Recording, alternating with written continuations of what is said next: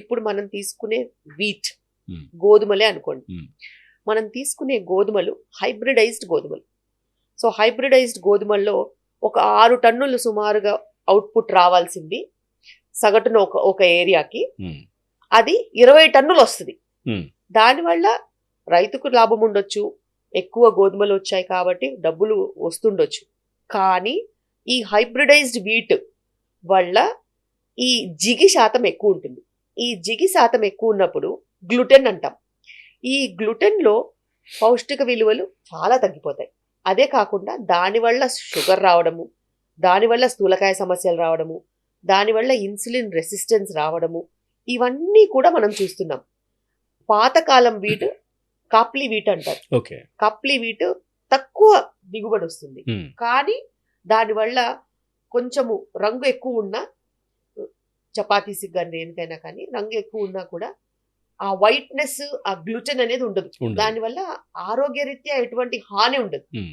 ఇప్పుడు వచ్చే hybridised wheat వల్ల చాలా చాలా చాలా ప్రాబ్లమ్స్. ఓకే. అలాగే పాతకాలంలో రైస్ అనేది ఓన్లీ పండక్కి చేసుకునేవాళ్ళు, లేకపోతే కొర్రలు, సజ్జలు, సాములు, ఎరుకలు ఇలాగే తీసుకునేవాళ్ళు. ఇప్పుడు అవి పండక్కి కూడా చేసుకోవట్లేదు. ఓన్లీ ప్రతిరోజు రైసే తింటున్నారు. ఆ రైస్లో కూడా double polish, triple polish rice కూడా తింటున్నారు. బికాస్ ఆ టెక్స్చర్ కోసం, ఎందుకంటే అది నాలుకకి అడిక్టింగ్. సో ఆహారం అనేది చాలా రకాలుగా మారింది. అండ్ పాతకాలంలో ఇంటి చుట్టుపక్కల ఇప్పుడు పెరట్లో ఏదైనా ఆకుకూరలు వేసుకోవడం, అక్కడవే టమాటాలు వేసుకోవడము, ఏదో దొరికినట్టు Hmm. సీజన్ లో Hmm. తినేవాళ్ళు. అన్ సీజన్ ఏదైనా దొరకకపోతే అలాగే శనగపిండితో ఏదైనా కూర చేసుకోవడము, అలా గుడ్లు దొరికి గుడ్లతో ఏదో ఒకటి చేసుకునేవాళ్ళు. Hmm. సో కానీ ఇప్పుడు అలా కాదు. ఇప్పుడు సీజన్ అన్ సీజన్ ఫుడే ప్రయారిటీ.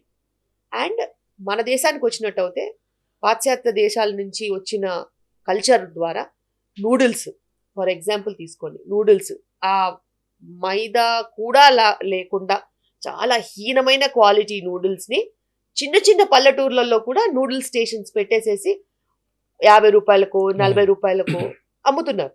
సో అటు కూలి చేసుకుని వచ్చే వాళ్ళు కూడా అది కొనుక్కుని తినేసి వెళ్ళిపోతున్నారు. అంతే. Hmm. మరి ఆరోగ్యం ఎలా ఉంటుంది? సో ఈ నూడిల్స్ బండ్లు కానీ ఇలా ఎన్నో రకాల చిరు తిళ్ళు ఉన్న బండ్లు ఊళ్ళల్లో కూడా వెళ్ళిపోయినాయి.